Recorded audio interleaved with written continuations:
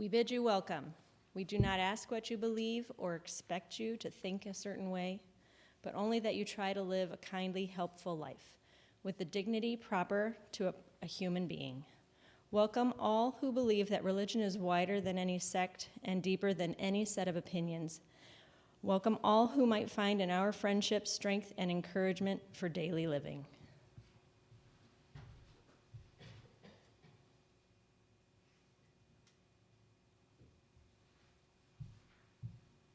Good morning and welcome to the Universalist Unitarian Church of Farmington. My name is Jessica Sanchez and I am chair of the Sunday Services Committee.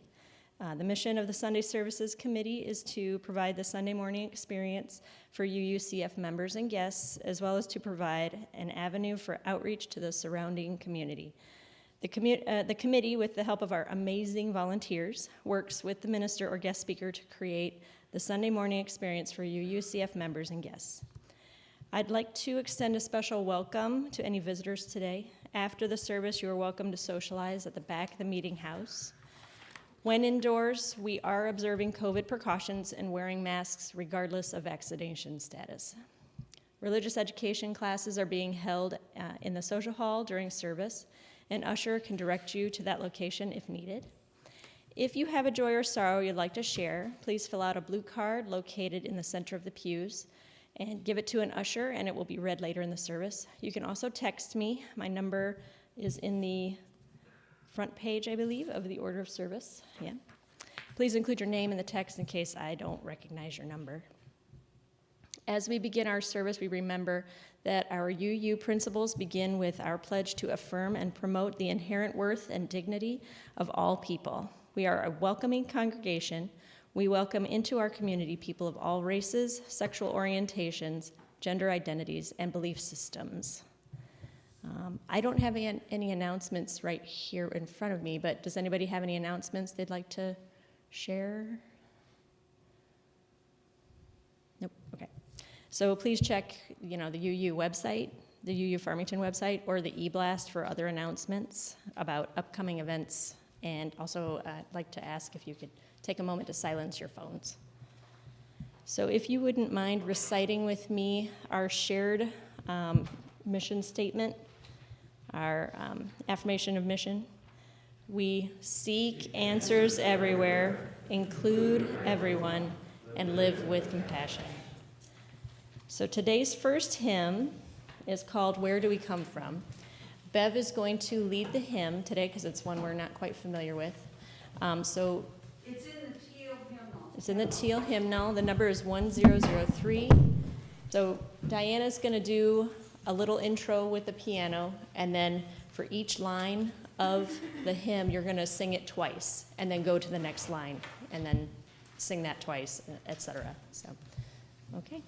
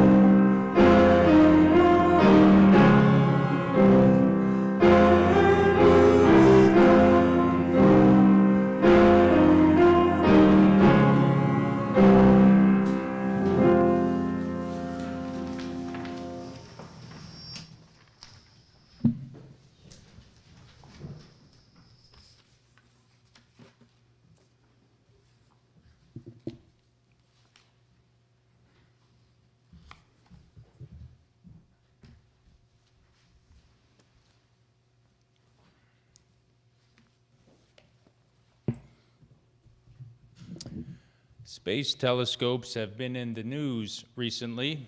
The James Webb Space Telescope blasted off 2 weeks ago on Christmas Day, and it was in the news again yesterday as it was unfurling itself successfully.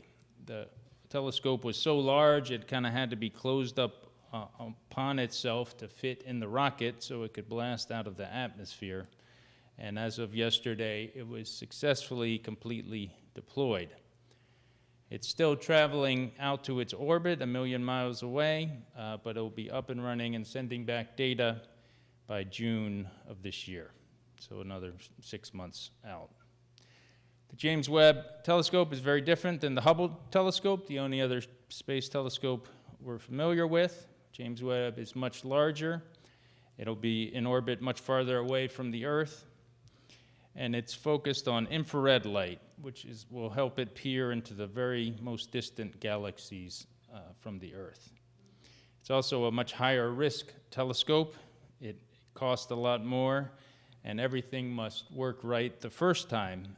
If you recall, Hubble had a tiny issue that they needed to send up an astronaut on a spacewalk to fix it.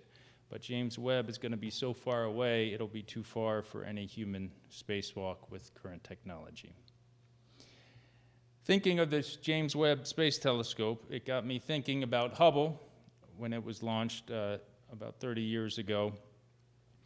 And it made me want to share the story of the woman who's known as the mother of the Hubble Telescope. And I want to share that with you this morning. This woman, when she was 4 years old, when she was a little girl, she wrote her grandmother a letter informing her that her very favorite thing to do was to draw the moon. Nancy, as a child, moved around the country as her father got jobs with the government and with oil companies in surveying. One job moved the family to Reno, Nevada, where the sky was usually quite clear at night. Nancy Grace, in 4th or 5th grade, organized the girls in the neighborhood to form an astronomy club to gaze at the stars at night. She says, "Certainly by the time I was in 7th grade, I had a plan. I knew I had to have a long education if I wanted to be an astronomer, but I figured I'd try it. And if I didn't get far enough, I could always end up teaching in high school in math or physics." Little Nancy Grace, in pursuing her interest in astronomy, was not easy. Women of her generation were systematically discouraged from growing into science. She said years later in an interview, "I was told from the beginning that a woman could not be an astronomer. I still remember asking my high school guidance teacher for permission to take a 2nd year of algebra instead of a 5th year of Latin. She looked down her nose at me and sneered, 'What lady would take mathematics instead of Latin?' That was the sort of reception that I got most of the way." Nevertheless, she persisted. She graduated high school, attended Swarthmore College in Pennsylvania, a small Quaker liberal arts school, for her undergraduate degree, and then went on to the University of Chicago to pursue her PhD in astronomy. She got little encouragement to pursue her passion at Swarthmore. She recalled a professor telling her junior year, "I usually discourage women from pursuing science, but you just might have a chance," she said in an interview. That was a memory of discouragement. At the University of Chicago, with her thesis advisor, didn't want to have anything to do with her. He once ignored her for 6 months straight, wouldn't respond when she approached him in the halls of the school. She somehow persevered and received her PhD in astronomy in 1949. She went on to work in postdoc fellowships in various labs across the country for the next 7 years. She published research in peer-reviewed journals, one of which it was a research showing the different ages of stars based on their chemical composition, and it raised her standing in the scientific community. She didn't see a way towards a tenured professorship for a woman astronomer in the 1950s in this country, or any kind of advancement in a research institution. She said there was only one woman professor of astronomy in the country in that era, and so she had to think outside the box. In 1959, she accepted a job at NASA, the brand new U.S. space agency, to set up a program in space astronomy. NASA was in existence for 6 months by the time she started there. She says, the idea of coming in with an absolutely clean slate to set up a program that I thought was likely to influence astronomy for 50 years was just a challenge that I couldn't turn down. That's all there is to it. As the founding chief of astronomy and solar physics, she was the first woman to hold an executive position at NASA. As part of her new job, Roman traveled around the country, trying to understand what astronomers really wanted. Astronomers had been wanting to get observations from above the atmosphere for a long time. Looking through the atmosphere is somewhat like looking through a piece of old stained glass. The glass has defects in it, so the image is blurred from that. She says she set up a committee of astronomers from all over the country, plus some engineers from NASA, to sit down together and decide what we should do. What did the astronomers want to do? What did the engineers think was possible to do? And I led that effort for several years until we had a fairly detailed design of what we thought would make sense. She was the one who gathered up what the astronomers wanted, and they wanted a space telescope. Then she would get all these astronomers in the room with the engineers to see what was feasible. Telescopes are huge. They needed a telescope that would fit in the bay doors of the space shuttle, which turned out to be the Space Shuttle Discovery. And then they would need funding for all this from Congress. And these are all multi-decade-long projects. The design and launch of Hubble was fraught by scientific, financial, and bureaucratic difficulties that Roman worked to resolve. Lobbying for early funding for Hubble, whose price tag reached $1.5 billion, she recalls arguing that every American, for the cost of one ticket to the movies, could be assured years of scientific discoveries. During the 60s and 70s, there was no one at NASA who was more important in getting the first designs and concepts for Hubble funded and completed. Space historian Robert Zimmerman says, more important, it was Roman more than anyone who convinced the astronomical community to get behind space astronomy. Roman found a professional home at NASA, but even there, she recalled in an interview years later, she felt compelled to use the honorific doctor.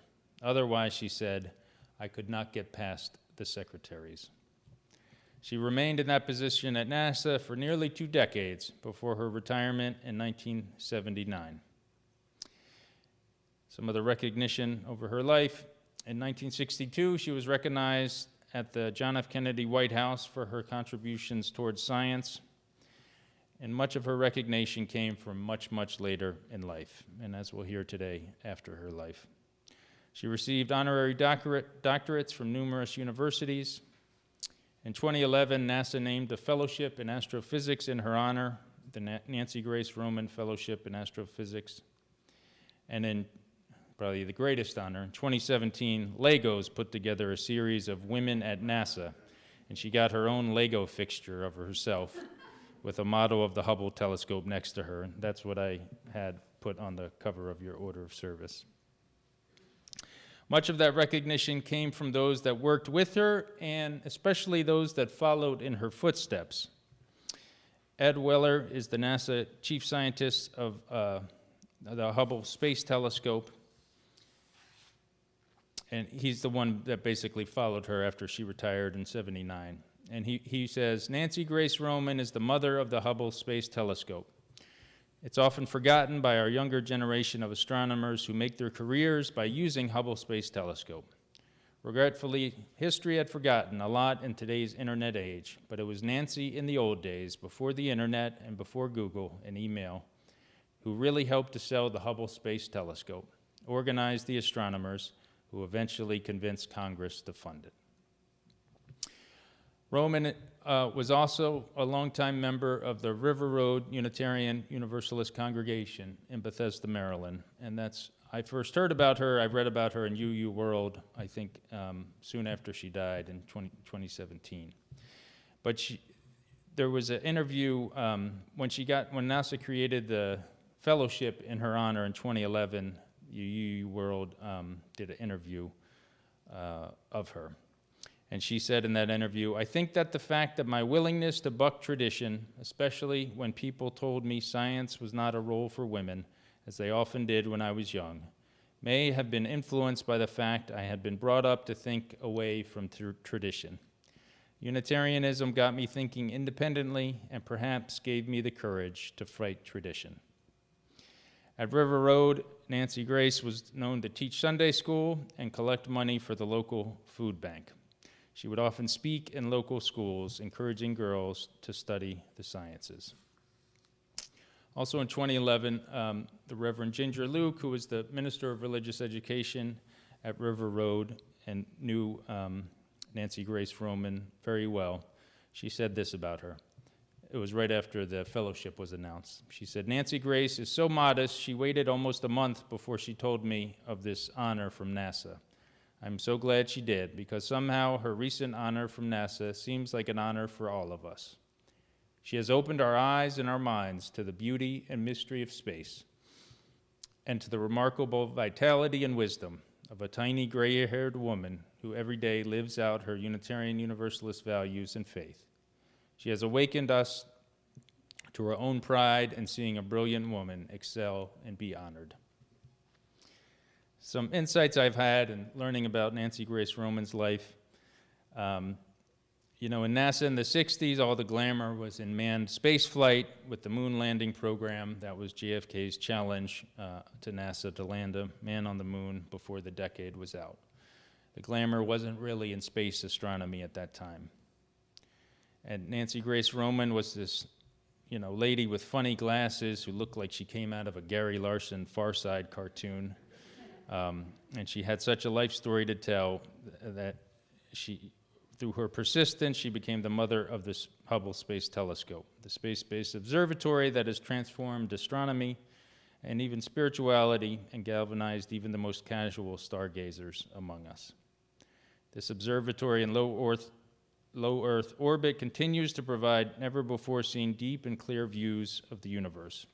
Its images range from the most remote stellar bodies at the beginning of time to more localized neighborhood, our own solar system. Hubble is the most celebrated celestial observer since Galileo assembled his first optical instrument to gaze at the planet Jupiter 400 years ago. Every 97 minutes, the Hubble Space Telescope circles Earth at a speed of 5 miles per second, fast enough to cross the U.S. in 10 minutes. As it travels, Hubble's mirror captures light and directs it onto several scientific instruments. And being part of a naturalistic religious tradition that values the insights of science, the Hubble Space Telescope was and is a miracle of showing us and reminding us of our humility before the vastness of the universe. Looking towards the future, Nancy Grace Roman was known as the mother of the Hubble Telescope, and today we have the James Webb Space Telescope is going to take the next step in expanding our knowledge of the universe. And excitingly, there's another development in her story that just happened in the past year and a half. NASA is working on another space telescope, not the Hubble or not the James Webb, and it's due to be launched in the mid-2020s. It's currently under development, and it was known as the Wide Field Infrared Survey Telescope, or the Wfirst Telescope. It has a primary mirror that's 2.4 meters wide, which is exactly the same as Hubble, but it will have technology that will be able to capture a much wider area of space, 100 times wider than Hubble. And there was a story of Nancy Grace Roman that after Hubble was launched and the initial data was coming back, what was she most excited to learn about? And she's purported to have said the dark matter, the dark energy. And this new telescope, the Wfirst, is designed explicitly to unravel the secrets of dark energy and dark matter, search for and image exoplanets, and explore many topics in infrared astrophysics. So because its field of view will be 100 times greater than Hubble, it will allow it to capture more of the sky with less observing time. And the exciting thing, in May of 2020, they decided to name that telescope for Nancy Grace Roman. It will be known as the Roman Telescope. Former Senator Barbara Mikulski, who worked with NASA on the Hubble and Wfirst Space Telescope, said, "It is fitting that we celebrate the 100th anniversary of women's suffrage. NASA has announced the name of their new Wfirst Telescope in honor of Dr. Nancy Grace Roman, the mother of Hubble. This is well-deserved. It recognizes the incredible achievements of women in science and moves us even closer to no more hidden figures and no more hidden galaxies." And Thomas Zerbetchen, NASA's Associate Administrator for Science, said of Dr. Roman, "Nancy Grace Roman's name deserves a place in the heavens. She studied and opened for so many." Thank you.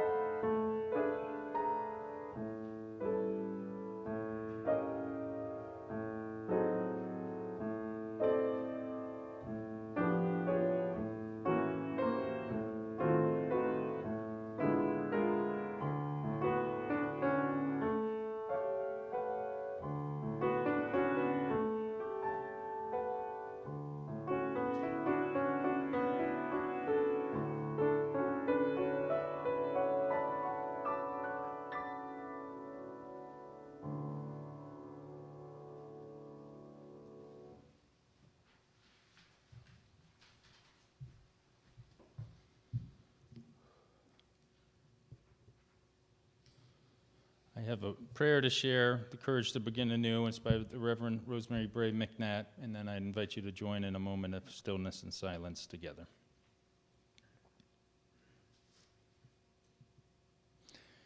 In this moment, we call to mind those times of failure and regret common to all of us. We remember first in silence those times when we have failed to do all that we meant to do, or through our actions failed to be all we were meant to be.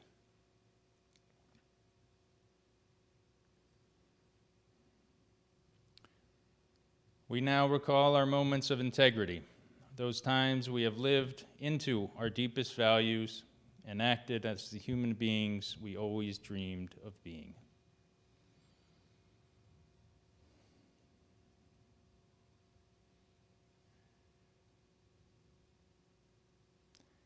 We choose at this moment to lay down the burden of our shortcomings and grasp the courage to begin anew. Together, we affirm our capacity for goodness and grace, for freedom and purpose and joy. We are not trapped in our past, but freed by creation to live and grow today.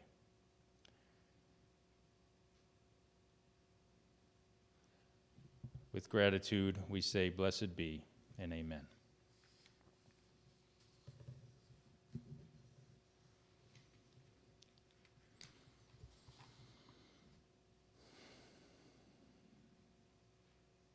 May it be so.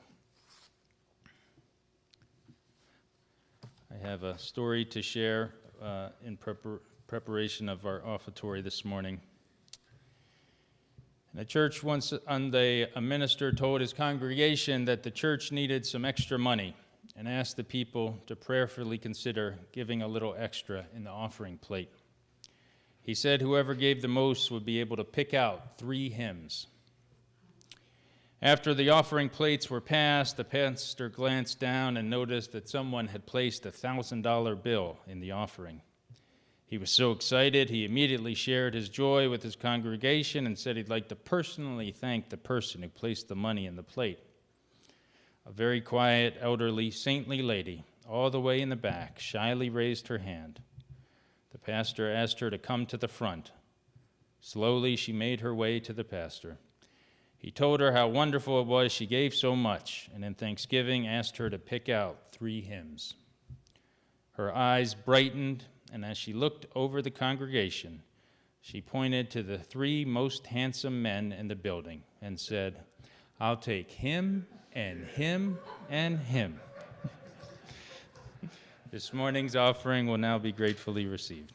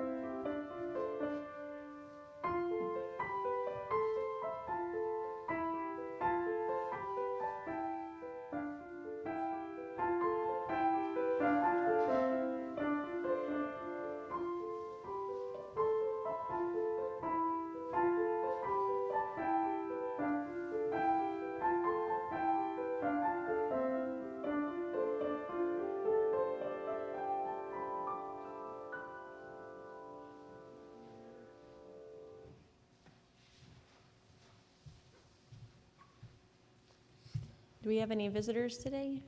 I don't see any visitors. Okay. A perfect heart is one that has known love and loss, joy and sorrow. The perfect heart is one that has been shared. As joys and sorrows of our community are shared, please direct your energy, prayers, and meditations as a gift of compassion and strength.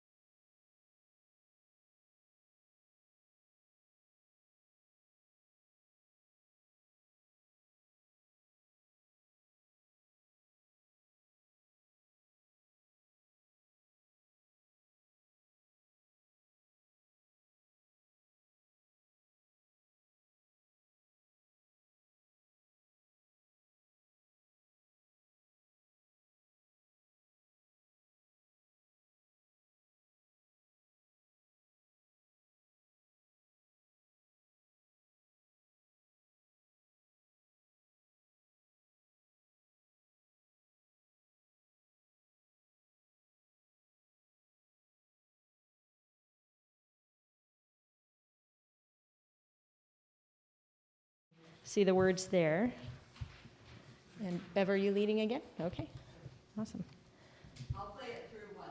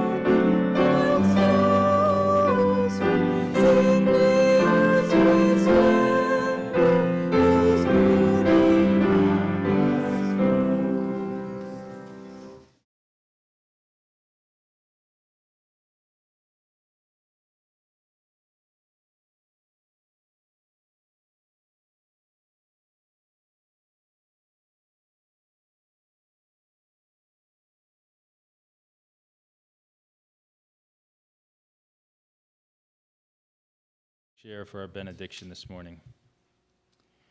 We ought to view ourselves with the same curiosity and openness with which we study a tree, the sky, or a thought, because we too are linked to the entire universe. May you go in peace.